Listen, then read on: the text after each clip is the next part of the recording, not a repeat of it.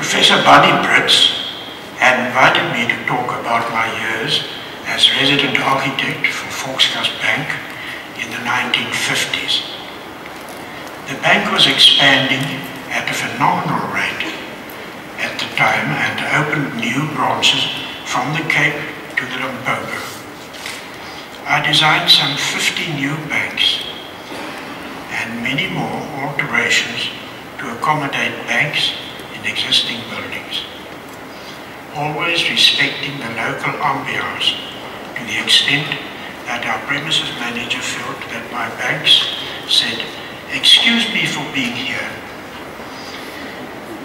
The Trust Bank was also expanding fast, but my colleague Gilbert Cobain, who designed most of their branches at the time, took exactly the opposite tack, and he repeated his slick black glass buildings to create a corporate image, which in my view often destroyed the village atmosphere.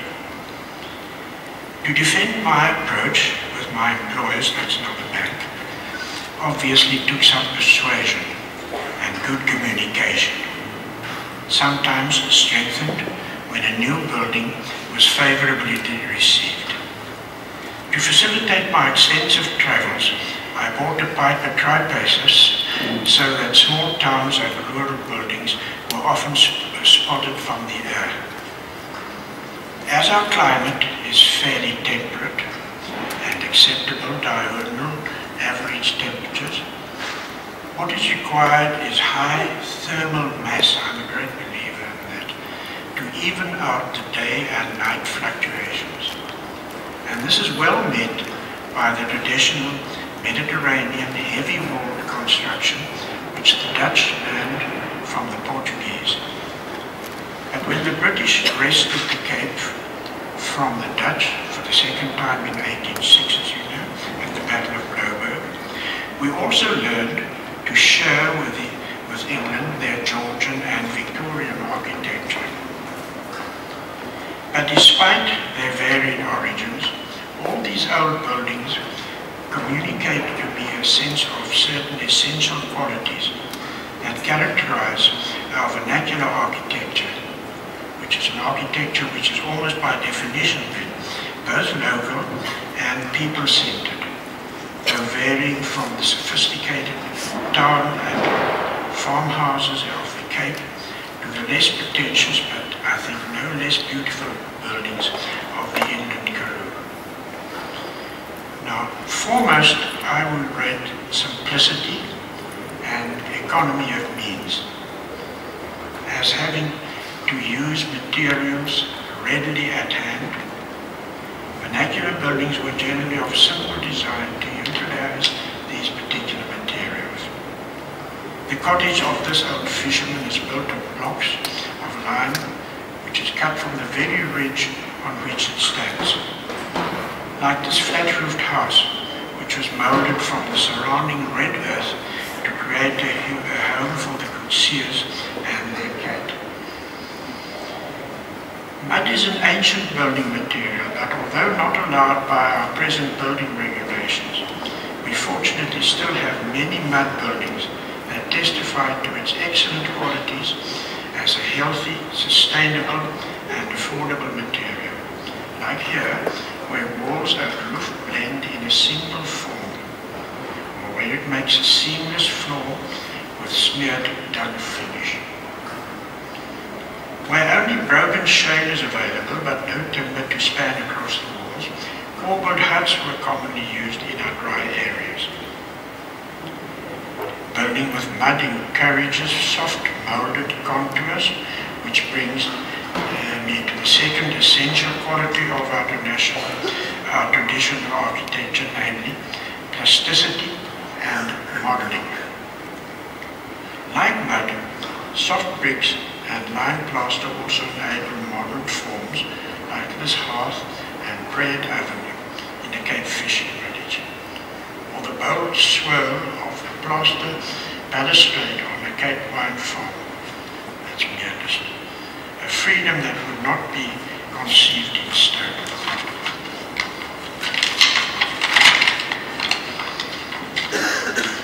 This freedom is is also typically seen in the exuberant mouldings and plaster decoration of an 18th century country church gable and churchyard walls. This cutaway view illustrates the structural integrity and honesty of an H-shaped Cape farmhouse where the width of the wings is limited to some 5 meters by the length of the readily available beams, which are clearly exposed under the ceiling walls. So a straight house would be extended into a T or a U or even an H-shaped plan, always honestly expressive of the beam length limitation of the roof construction. A pure expression of the same roof structure consisting only of sloping rafters and a connecting couple is found in these traditional farmers' beach holiday shelters. This is at Paiki, those of you who know it. Only that here the walls are eliminated, the roof space being in this case the whole house.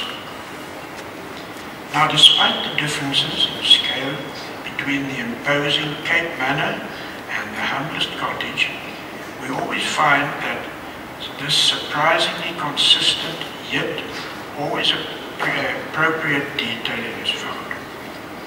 So the front door is usually a panelled stable door with fanlight, but differing in the complexity of the mouldings and the quality of the wood.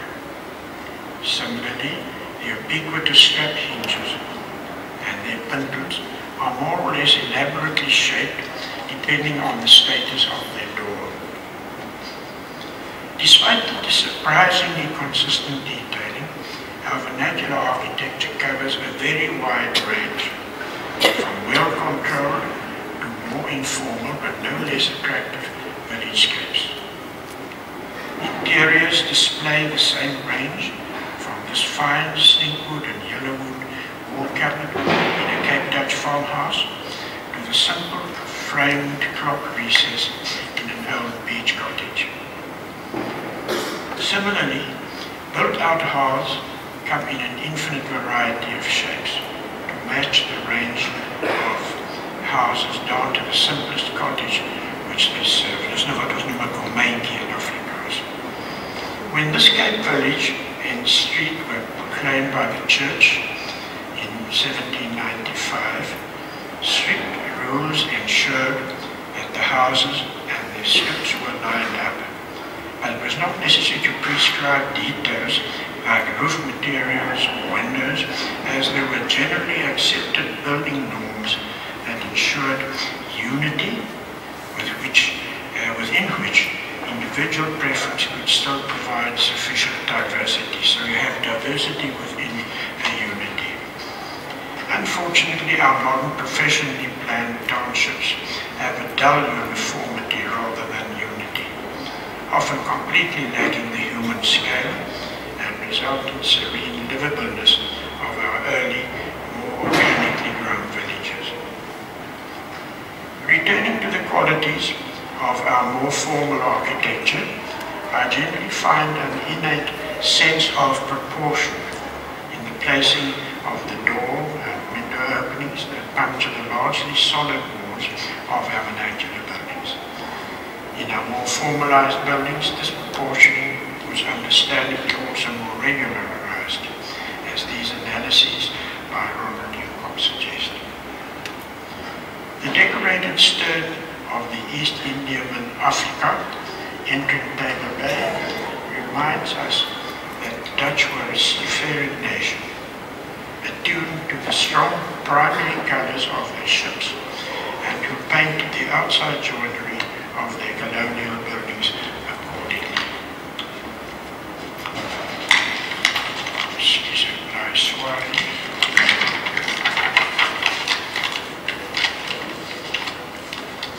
Cape Town's castle contains a complete history of colour fashions from the 17th century and on spectrographic analysis also of the basic materials used in their manufacture. As many as 16 distinct layers could be distinguished on some interior walls including some beautiful dado patterns. Like in Dutch Curacao, the outside walls were a light cream, not white as people once guessed, cream color, as the pure lime white was found too harsh in the strong sunlight. 18th century Cape Town also displayed a cheerful range of colors, a tradition that was carried on in the rural villages. The many fine Cape homesteads were usually not the first shelters to be built on the farms. So the relation to the environment, to the finest view, the vagaries of the wind and the season's weather were all well understood before the house itself was provisioned onto the hearth. When Groot Constantia was staked out for 17th century Governor Simon van der Stel, he must have had a clear vision of an approach avenue, allowing a side view over Falls Bay to the far Hottentots Mountains, of a cross-axis leading to a delightful pool of sweet mountain water, and all climaxed by the view through the house to the beautiful wine cellar beyond.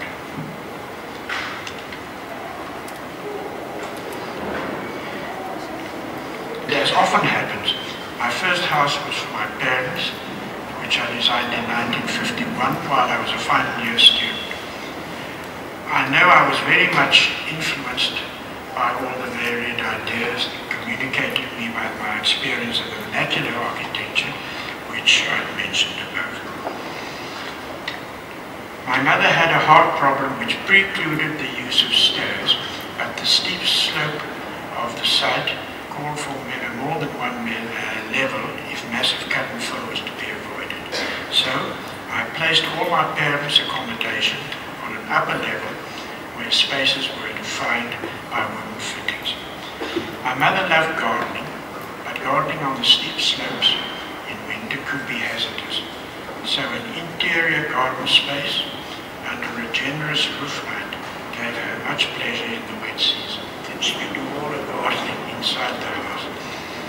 An easy ramp linking the upper accommodation to a living room and guest playroom on the lower level opens the view to Kirstenbosch Garden before returning back on itself to the living room and fireplace. An indigenous garden, which my mother started here, was probably the first one of its kind in the country. Now, as the design was a simple response to the site and local tradition, it seems to have withstood the test of 60 years, and to our surprise was recently featured as House of the Month in a magazine article, though it was 60 years old. Designed in 1967 for a medical specialist and his family with 3 young boys, this house, close under the shadow of Table Mountain, is turned northeastwards to gain more sunlight.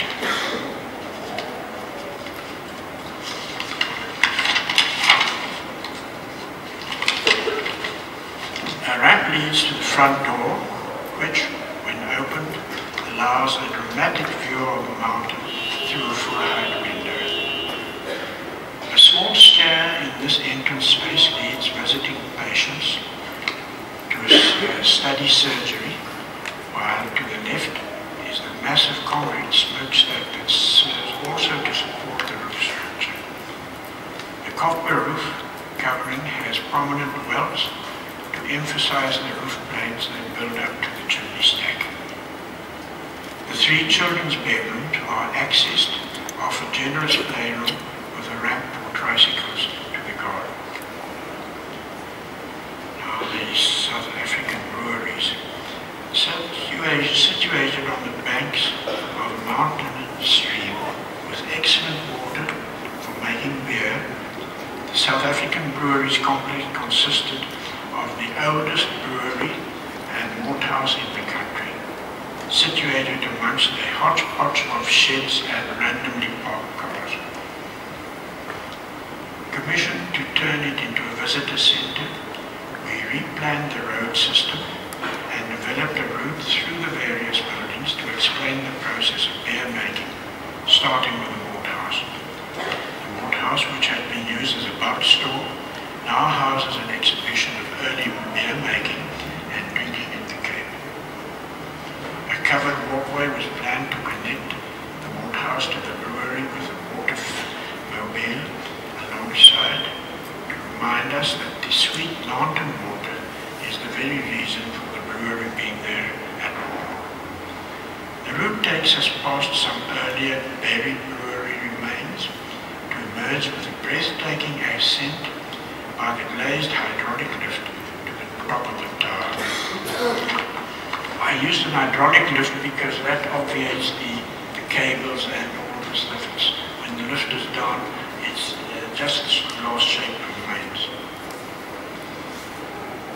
The floors and handrails along the descent roof are blue to distinguish these new interventions from the almost surreal confusion of grain elevators and hopper and a ton and what they call a copper. From here, the route leads to derelict spaces, now recycled as a museum of beer, brewing, and a bar. A new double-level parking garage was designed with open sides to obviate the need for aircon and with holes for light to fall below and for poplars to grow through to give welcome greenery to the upper level. The poplars grow in the soil below and then they go through the holes and right up. Situated at Cape St. Francis on the southern Cape coast, this holiday house sometimes accommodates over 20 family and friends. Thatched at 45-degree pitch was prescribed by the estate, but by tapering the plan, the ridge line rose gently towards the massive chimney stack at the end at the heart of the house, while the eaves responded with a downward curve in sympathy with the fronting timbers.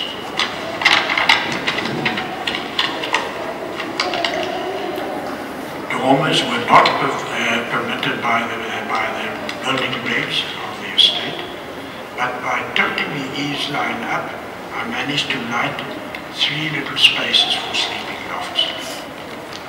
The regulations called for grey and black for windows and shutters, but permission was at the end obtained to use blue and emerald green with different hues inside and out, so that the variations to facade would occur when you, depending on which shutters were open or closed at the time. Slung between the dunes, I think the house is at peace with its beautiful environment. Now, when Bartolomeo Diaz was unwittingly blown round the Cape of Good Hope, as you know, in a storm in 1488, he first found land at Mossel Bay, which is then some 200 miles up the east coast. Here they were able to ship water, which the Portuguese continued to do for the next 200 years. To celebrate the 500th anniversary of this epic voyage, a replica caravel was built in Via de Conde, which is a small Portuguese village, fishing village actually, and as you can see from my outfit, I was second in command probably when we sailed from Mossel Bay. To Mossel Bay, should I say, from Portugal. I had earlier been commissioned to design a museum for Mossel Bay, but found 2 beautiful disused stone buildings instead, which I persuaded my clients to buy and which were recycled into the Dyers Museum complex. An old mill was recycled as a maritime museum, and the roof was raised to accommodate the raised yard of the caravel and give expression to the new function of the building. The caravel arrived on the 3rd of February 1988 and we timed it exactly 500 years after Dyers, and we were met by a huge crowd. The caravel was winched in after the festival to be on permanent display, which it still is in the museum. The second building, the mill's own old workshop, was refurbished as a shell museum. The third building, originally a grain store built in 1786, was excavated from under later factory workshops. Its foundations were exposed and rebuilt according to archival specifications to serve as an administrative center for the museum complex. Dyer's historic aquifer, which had been filled with 19th century municipal waste, was excavated under the supervision of our British archaeologist and we reinstated that. The surrounding landscape backdrop to the original historic anchorage was cleared and the indigenous field was restored, and the whole complex was declared a national heritage site. High up in Camps Bay, which is, as you know, is a suburb close to Cape Town, my family and I built our home during the 1960s. The site slopes to a nature reserve with indigenous flora and an uninterrupted view of the Atlantic and often spectacular sunsets when you due west. The plan is basically simple as that of a Cape Dutch house, but the complexity lying rather than in the smaller spaces created within this framework. Building by ourselves, for ourselves, I could experiment with details to an extent that you can't risk when you're working for a client of yours. Low on money, but I think high on bravado, we collected a few men from the Labour Bureau, swapped an old car for a concrete mixer, and cast the foundations. Even grandmother helped to fix the stair, but seeing my rickety scaffold, nobody could be enticed to assist me in building the massive chimney. Here Gwen is leveling the slab over the kitchen, while some had to practice the clarinet, and my schoolboy son with two helpers fixes the 1,000 battens that form the roof. Now, more than 40 as well as actually about 50 years now, and many a gale later, it's as sound as the day that roof was put up.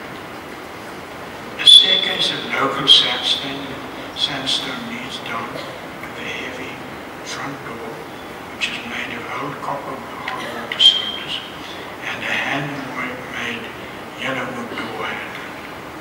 Then down the passage past my daughter's horse until you are brought up by a hollow sound of a wooden platform looking down into the living room with a kitchen and patio on the right. At the far left end is a recessed fireplace loop which cozily seats some 8 people. An open stair leads to a short passage and 4 bedrooms above with interleading bathrooms. Now we have lived more than 50 years in this house, and although our children now have homes of their own, we hope to stay in this house until we're carried out in a box. Clay Constantia, it's a winery, how can I explain? It's very close to Clay Constantia. A large winery was required to replace, let me first give this. Klein Constantia is a subdivision of the Dutch capital Simon van der Stel's famous 17th century wine farm in the Constantia Valley, not far as you know from Cape Town. A large winery was required to replace their rundown facilities, and a new road was built to reveal but also to skirt the historic complex, ending up in the forecourt of the new winery. A gently ramped entrance space with 6 information panels now leads to an octagonal reception and tasting room from where the administrative offices and stainless steel fermentation tanks can be reached.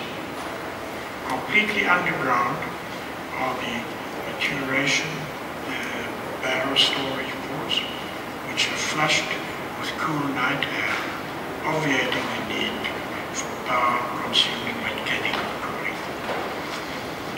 A further advantage of sinking the building underground is that its visible volume is much reduced, as you can imagine, keeping it in a scale with a fine 18th century manor house and its outbuildings. On the University of Cape Town campus are two buildings from the 1930s that house the departments of physiology and anatomy. When these two buildings were recycled to house the single new Institute of Infectious Diseases and Molecular Medicine, we were briefed to design a new administrative center that would not only form a physical link between the two existing buildings, but also encourage staff interaction and, most importantly, give an image to the new institute. It's quite a brief. A three-storied, fully glazed drum containing reception and administrative offices was placed forward between the two existing buildings to enjoy the full mountain view.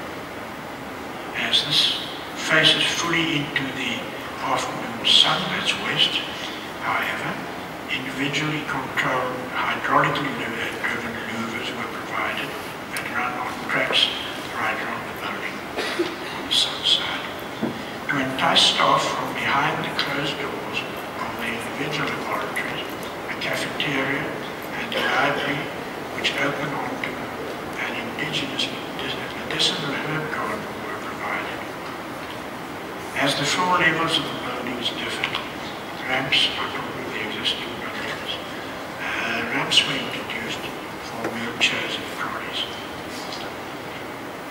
Now some 120 kilometers from Cape Town, up the dry west coast, lies Saldanha Bay, where we built ourselves a weekend cottage, which is half sunk into the dune, and the only single story in that whole beach estate.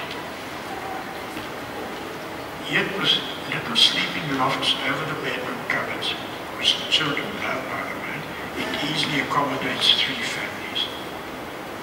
I bought 75,000 stock bricks, which were used for paving, for floors, for the walls, and for the 6 walls forming the roof, all the same brick right through.